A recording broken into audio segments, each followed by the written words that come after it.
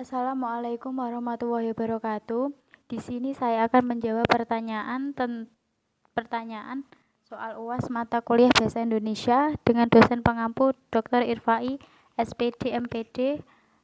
Perkenalkan, nama saya Lil Farika, NIM 201933154.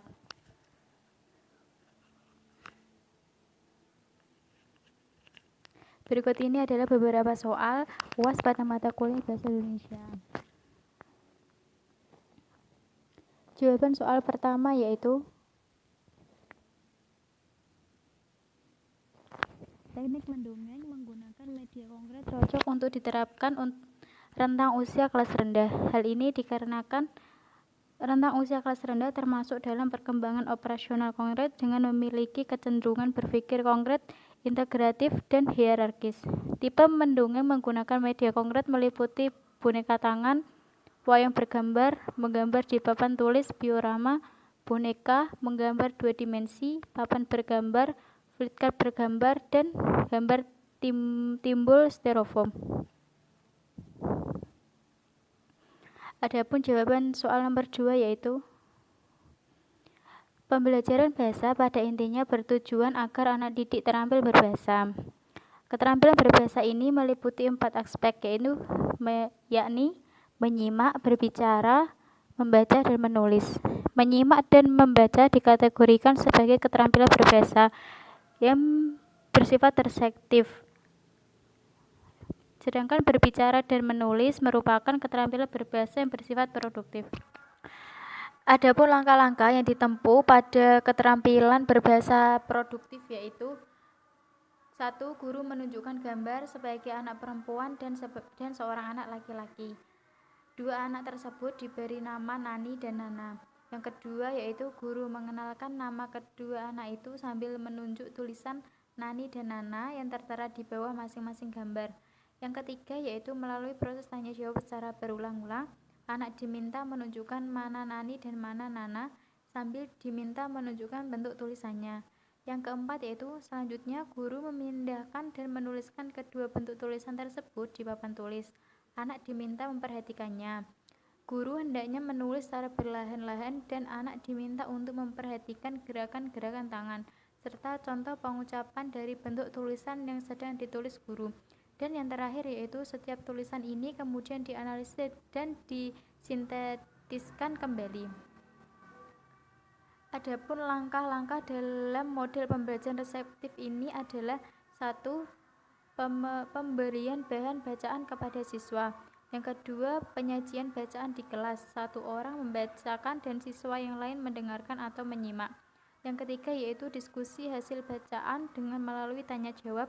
Dan yang terakhir yaitu pemberian tugas seperti mengarang isinya relevan dengan bacaan atau membuat dena, skema, diagram, rangkuman, dan sebagainya.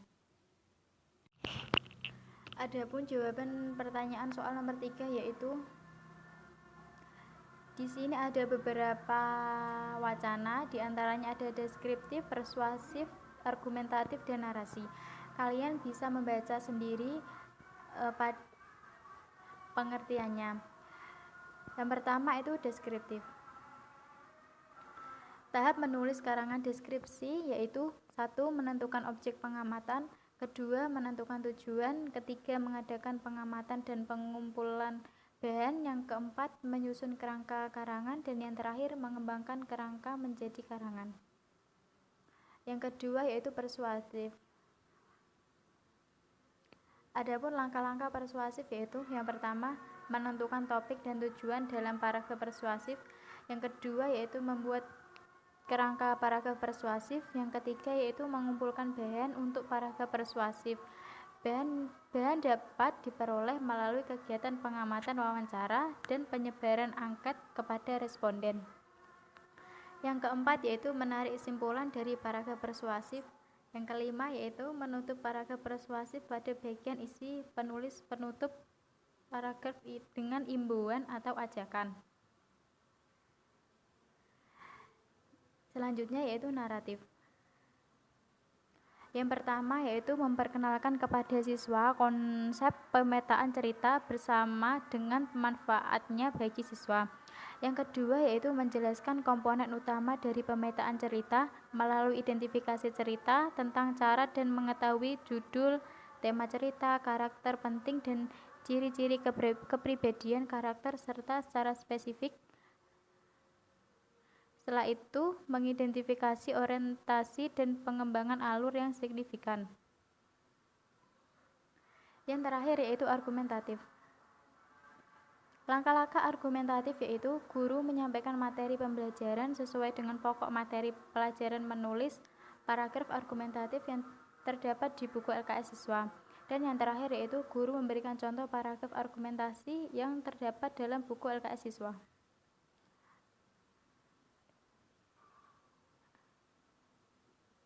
Adapun jawaban soal nomor 4 yaitu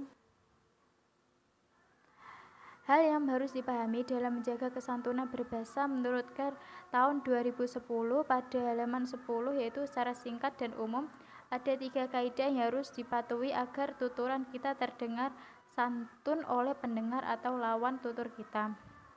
Ada 3 kaidah. Yang pertama, formalitas. Yang kedua, ketidaktegasan. Yang ketiga, kesamaan atau kesekawanan.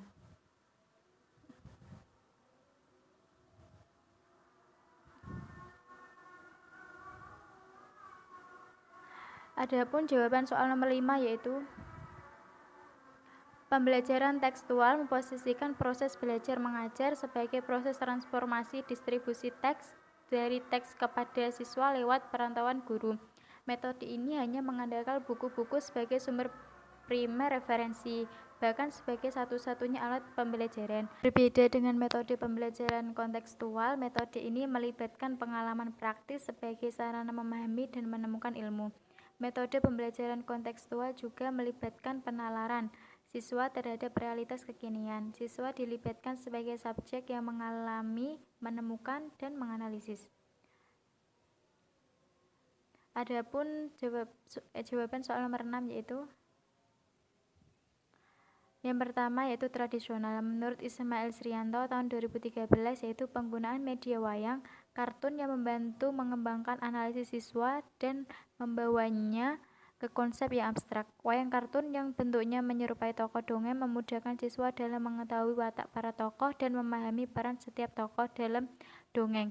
Selain itu, mempermudah siswa dalam memahami isi dongeng yang telah didengarnya, sehingga penggunaan wayang kartun sebagai media pembelajaran memiliki beberapa kelebihan.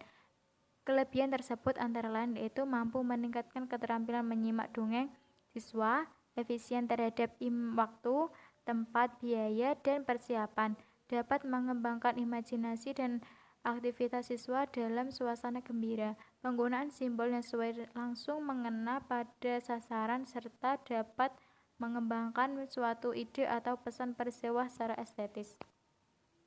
Selanjutnya yaitu teknologi. Pada dukungan teknologi dapat digunakan untuk membantu mengembangkan keterampilan menyimak mereka melalui radio, kaset audio, televisi, video, dan komputer atau media internet dengan berbagai laman yang ada. Setiap jenis teknologi memberikan peluang bagi siswa untuk dieksplorasi strategi menyimak mereka. Adapun sumbernya yaitu jurnal dengan judul Pengembangan Pembelajaran Keterampilan Menyimak Melalui Teknologi Informasi bulan Oktober 2013, Jurnal Pendidikan Bahasa dan Sastra. Adapun jawaban soal nomor 7 yaitu lafal adalah cara seseorang atau sekelompok penutur bahasa mengucapkan bunyi-bunyi bahasa secara umum. Fonem vokal dalam bahasa Indonesia dilafalkan menjadi 8 bunyi ujaran. Walaupun penulisannya hanya 5, 8 bunyi ujaran itu adalah yang tertera di layar ini. Tekanan adalah panjang pendeknya, tinggi rendah, atau keras lembut pengucapan. Intonasi adalah tinggi rendahnya nada dan pelafalan kalimat. Jeda adalah menghentikan atau kesenyapan yang secara tertulis ditandai oleh spasi, garis miring, tanda koma, titik koma, tanda titik dua, tanda hubung, dan tanda pisah. Adapun jawaban soal nomor 8 yaitu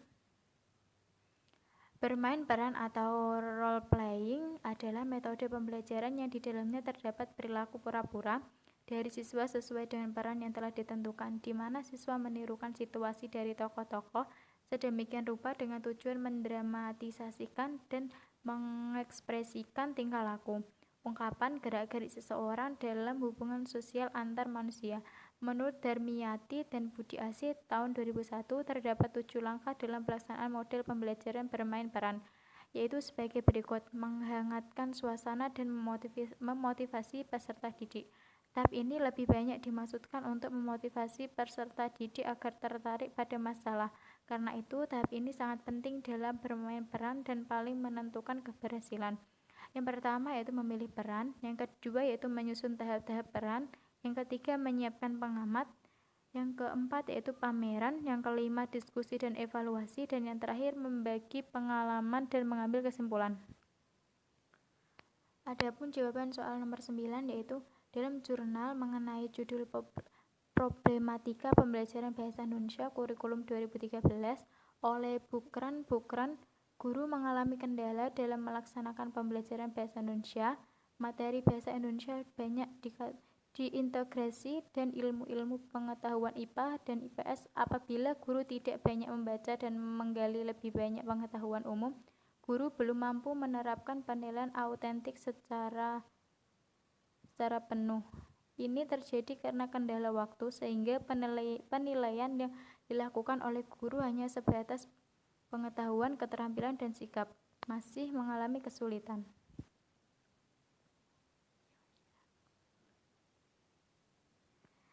Adapun daftar pustakanya yaitu, terima kasih. Sekian dari saya. Wassalamualaikum warahmatullahi wabarakatuh.